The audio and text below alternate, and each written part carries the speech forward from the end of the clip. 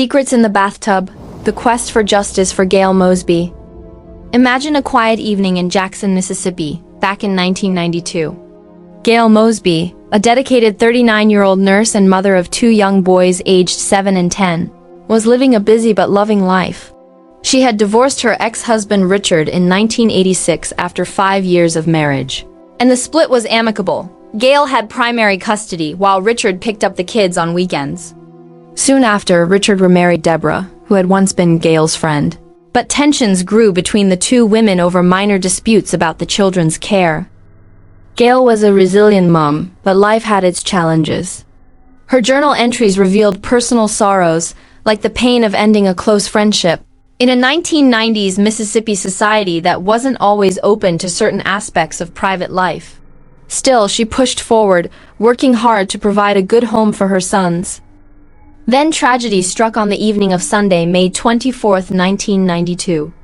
A concerned neighbor, unable to reach Gail, used a spare key to enter her home and found her lifeless in the bathtub. Police initially ruled it a suicide or accident based on her journal and the scene. But odd details emerged. The water was only a few inches deep. There were faint scratches and a broken glass picture frame nearby.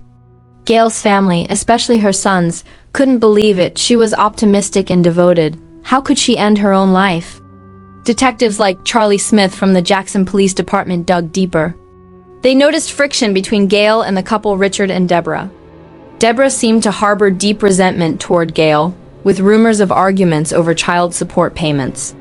4 months later, a major break came when Vicki Mordecai, Deborah's sister, contacted the FBI. Vicki revealed that Deborah had plotted to deal with Gail and even targeted Vicki and her husband out of fear of exposure. Police wired Vicki for sound to gather evidence. In a recorded conversation, Deborah admitted knowing Billy Ray Ford, a man with a criminal record, but denied hiring him to harm Gail. She claimed she only wanted to scare her. Phone records, however, showed multiple calls between Deborah and Ford just before Gail's death. Ford was arrested and confessed the full plot. Deborah was the mastermind, with Richard and Ford involved in a carefully planned scheme. The motive? Eliminating Gail to stop Richard's monthly support payments and gain financial benefits from Social Security for the boys.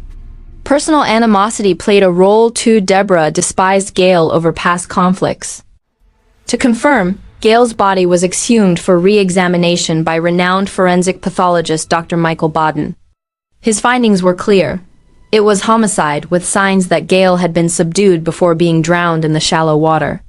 Initially, the local coroner hesitated to change the ruling from accident to murder, but mounting evidence prevailed.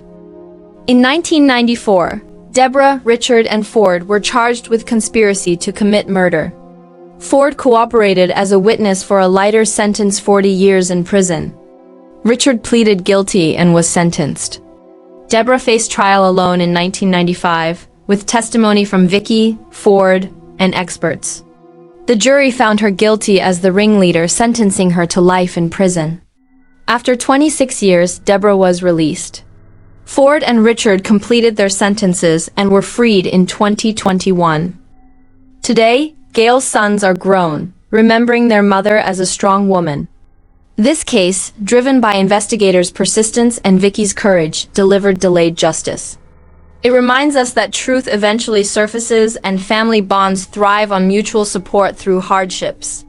For more details, check documentaries like Snapped on Oxygen. This tale teaches patience and fairness, a journey from darkness to light.